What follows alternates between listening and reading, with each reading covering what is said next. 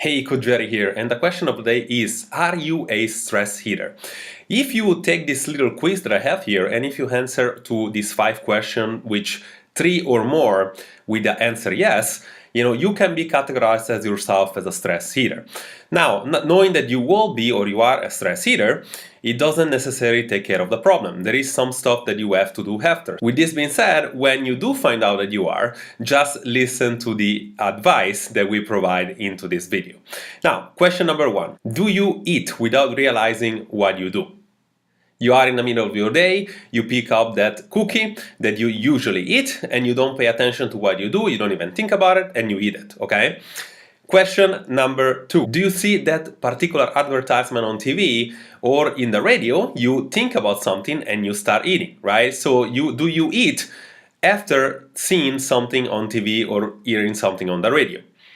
Question number 3. You mostly crave for salty or sweet? Question number 4. Do you eat in weird location? Yes, in the car, in the seminar, anything maybe at work. You find yourself in this weird location in the day, and yes, you're thinking about food and you start eating without even paying attention. Question number 5. Do you eat after an unpleasant discussion with your boss, with your family, or in any part of your environment?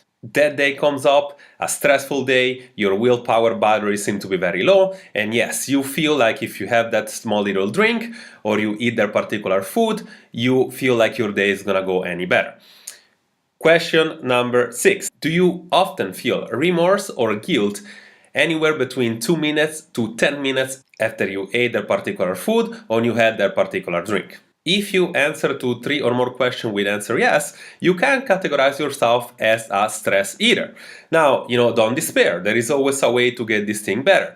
First is pretty much figuring out where the stress comes from, and secondly, obviously, is to do something about it. So the stress, there is usually 2 main responsible factors of stress. Number 1 is the relationship that you have with people. So you basically carry your problem you have in your life in food. So we're talking about relationship with people, we're talking about relationship with your bosses or your family or your environment, right? So this is basically responsible for 70-80% of you becoming a stress eater. Now the rest has to do with something that reflects physiology, okay? So the way that you perceive yourself to be, so your body image, and as a compensation of you wanting to change that, you use methodology such as restricting eating, such as diet, such as quick fixes, and that only basically makes you crave for more food because of the mechanism that you're using. So things such as restricting food, diets, paleo diet, keto diet, of that nature. So how do you fix everything? Pretty simple. So let's start from the second one. So you want to make sure to avoid things such as restrictive diets, such as intermittent fasting, such as keto, such as quick fixes, anything that, by the way, takes away tons of calorie, takes away food groups, takes away and restrict yourself from eating, okay? So you want to make sure that you have a balanced diet, you want to make sure that you have enough fiber, enough water, and you want to make sure that, of course, yes, you do understand how much your body needs in terms of energy level, in terms of calories, and you include all food groups, okay?